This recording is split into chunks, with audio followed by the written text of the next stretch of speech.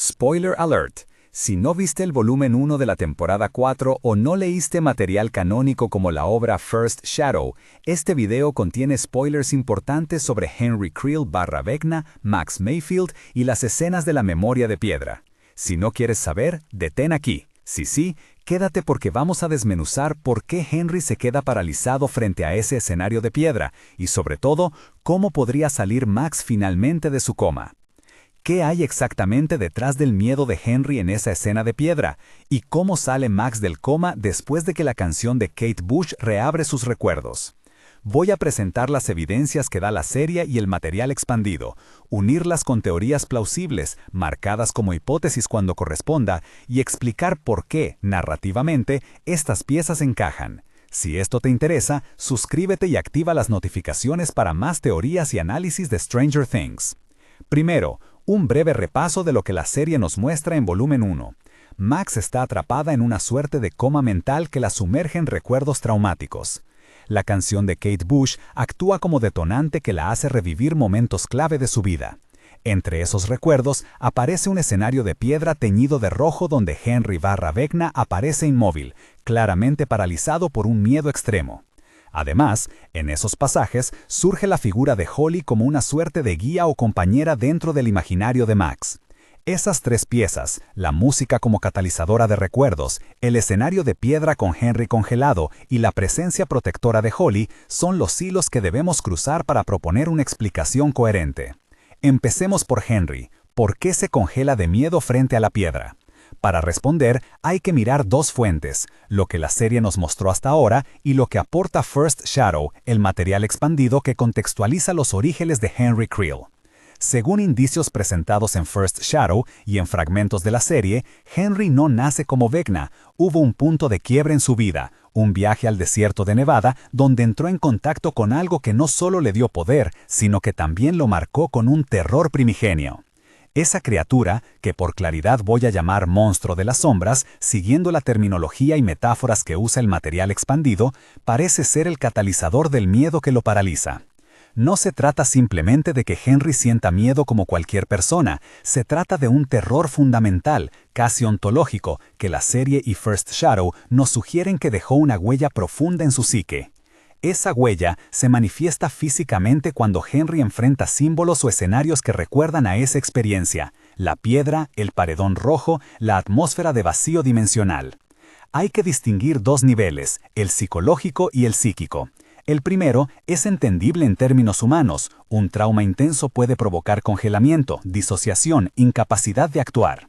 El segundo es el que la serie usa como motor sobrenatural.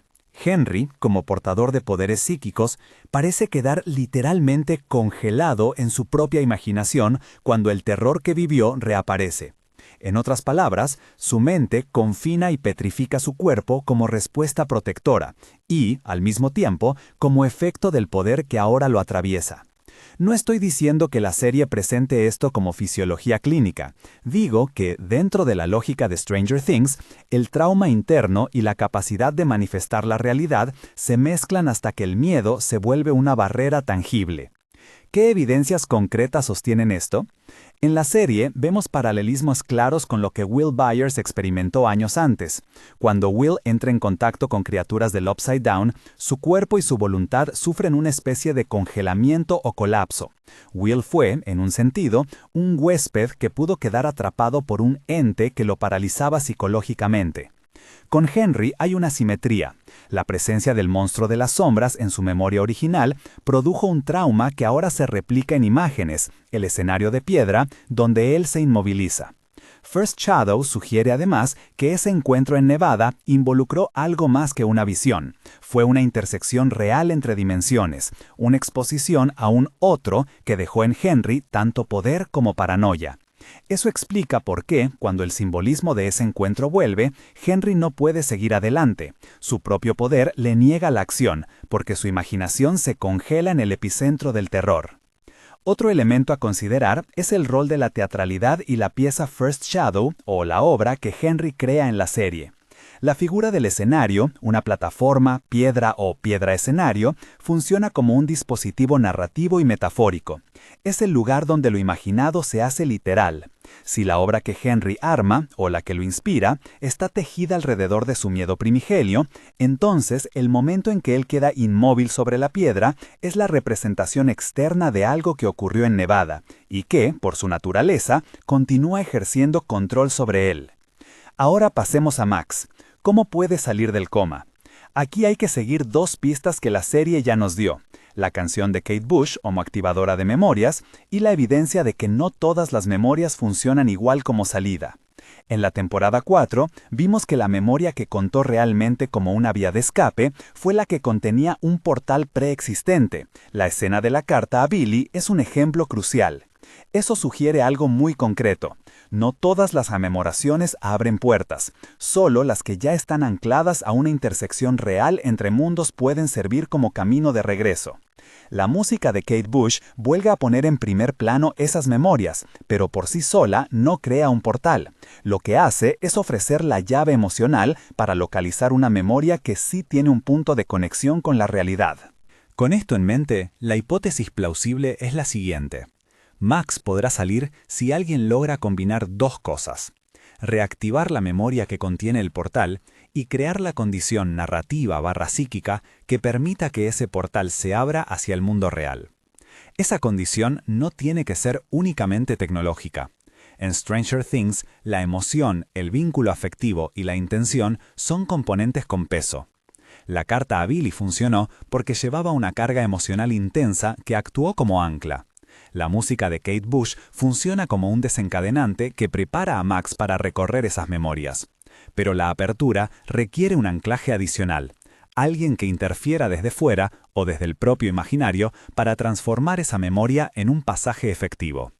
Aquí entra el rol de Holly.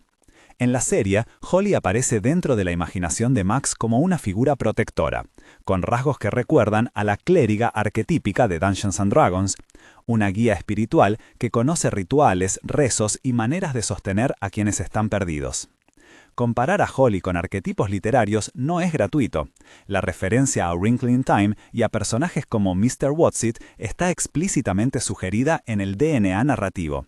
Esos referentes sirven para decirnos que la serie juega con la idea de guías que atraviesan dimensiones y ayudan a otros a orientarse. En A Wrinkle in Time, Mr. Watsit y compañía son intermediarios entre realidades. Holly, en el imaginario de Max, podría cumplir un papel análogo: identificar la memoria que tiene el portal y ayudar a coordinar la salida. Ahora bien, ¿cómo podría Holly, o alguien similar, abrir ese portal desde fuera? Tenemos nuevamente varias piezas que combinar. La primera es el imaginario rojo, ese paredón que aparece como un símbolo de acceso/obstáculo en las memorias relacionadas con Henry y con el mundo de Vecna. Ese paredón, o muro rojo, podría funcionar como equivalente simbólico y narrativamente literal de un portal. Es la frontera entre la memoria y el otro lado. La segunda pieza es la ciencia ficción que la serie ha planteado de modo complementario, la idea de agujeros de gusano o intersecciones entre realidades. No estoy afirmando que la serie explique técnicamente cómo funcionan esos agujeros de gusano. Lo que sí es plausible, según el texto y el material expandido, es que los creadores mezclan la metáfora de la imaginación con un mecanismo que se comporta como un portal físico. Entonces, la salida de Max podría requerir una confluencia: el reencendido de la memoria, la canción, la presencia de un guía que reconozca y habilite el punto de apertura, Holly o alguien con ese rol, y la intersección de un portal presente en la memoria con un punto de acceso en el mundo real. ¿Cómo se consigue esa intersección real? Aquí las hipótesis se multiplican, pero hay dos rutas plausibles y no mutuamente excluyentes. La primera: alguien en el mundo real, un aliado, un científico que entienda las intersecciones o un personaje como Eleven con sus poderes, genera una contrapartida que sincroniza con la memoria de Max. Esa sincronización produce la apertura. La segunda, la guía dentro del imaginario, induce a Max a moverse hacia la memoria que contiene el portal, la carta, el momento con Billy, y a través de una carga emocional suficiente, amor, arrepentimiento, entrega, se crea la condición simbólica que atraviesa el umbral. En la práctica narrada, la serie podría combinar ambas rutas, un movimiento emocional desde dentro y una ayuda concreta desde fuera. ¿Por qué Holly sería la figura más indicada para esto? Primero, porque ya existe dentro del imaginario de Max y por tanto tiene acceso directo a su mundo mental. Eso la hace un mediador natural. Segundo, por su perfil arquetípico. Como clériga o guía, representa la posibilidad de rezar, sostener y realizar rituales simbólicos que en la lógica de la serie pueden traducirse en una apertura. Tercero, por su intervención no requeriría que alguien entre físicamente a la casa de los Krills. Bastaría con que Holly actúe desde el imaginario para alinear la memoria correcta y ofrecer a Max el camino. Esta hipótesis respeta la continuidad y evita inventar tecnologías que la serie no ha mostrado. Un punto clave que conecta ambos hilos, el miedo de Henry y la salida de Max, es la noción de memoria como puerta. Henry se congela porque su memoria original contiene un encuentro con algo que paraliza. Max puede escapar si su memoria contiene una salida real. Si se acepta que la serie trata la memoria como espacio en el que se pueden abrir y cerrar intersecciones entre mundos, entonces el miedo de Henry y la salvación de Max no son temas aislados, sino dos caras de la misma mecánica narrativa.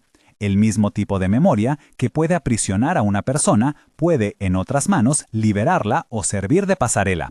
Esto convierte el terror primario de Henry en la contraparte moral y dramática de la posible redención de Max. Hay además una lectura simbólica interesante. La paralización de Henry es una metáfora del poder corrupto que él experimentó en Nevada.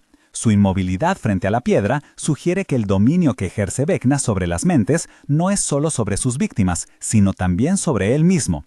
Si Henry fue tocado por un monstruo de las sombras que le dio capacidades, ese mismo encuentro le dejó un punto ciego, un talón de Aquiles psicológico que la narrativa puede explotar. En ese sentido, la liberación de Max no solo sería una victoria personal, sino potencialmente una grieta en la coraza de Henry Vecna.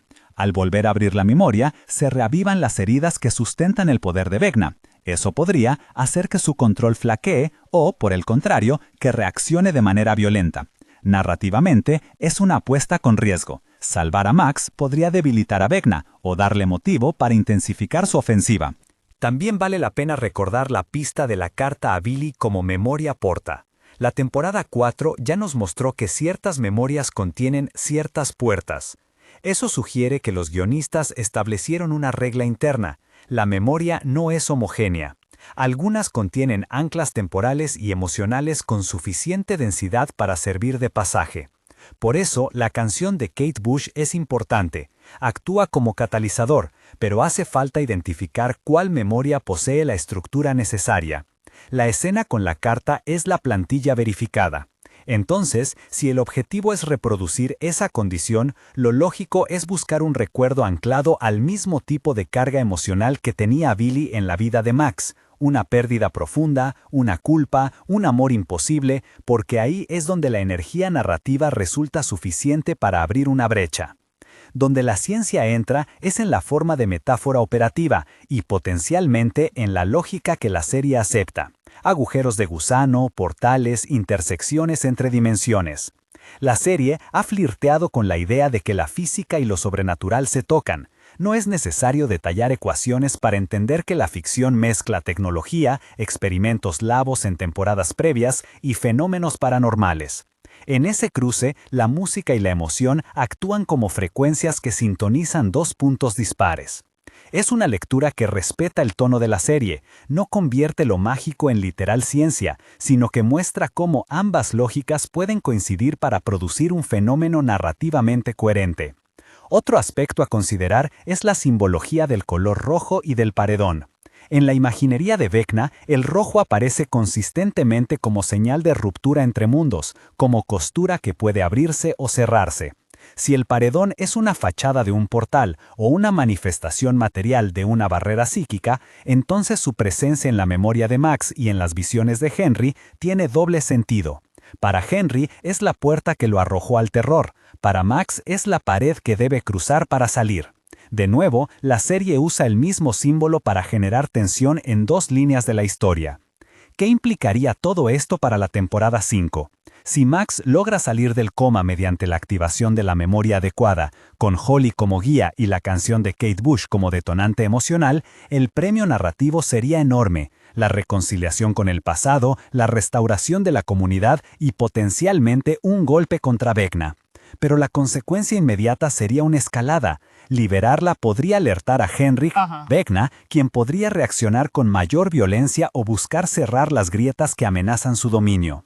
Además, si la mecánica de la memoria porta queda demostrada, eso abre una vía narrativa para liberar a otros atrapados. La tensión se vuelve colectiva porque cada memoria porta podría ser un objetivo para salvar o para explotar.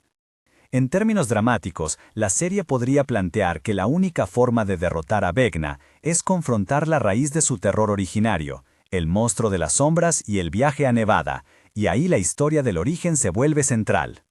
Quiero subrayar que todo esto, aunque se apoya en evidencias de episodios y en First Shadow, sigue siendo interpretación. Es plausible, según las pistas disponibles, que la salida de Max funcione por la reactivación de una memoria porta con ayuda de un guía imaginario y de fuerzas externas. Pero también es posible que los guionistas sorprendan con una solución distinta. Las reglas internas que mencioné, que solo ciertas memorias contienen portales, que la emoción es un ancla, que los símbolos rojos funcionan como fronteras, son aproximaciones que ayudan a explicar lo que ya vimos sin afirmar certezas sobre lo que falta por venir. Antes de cerrar, conviene volver al núcleo del título, el miedo de Henry explicado y la salida de Max vinculada. Henry se congela porque su terror original se proyecta en imágenes que lo inmovilizan.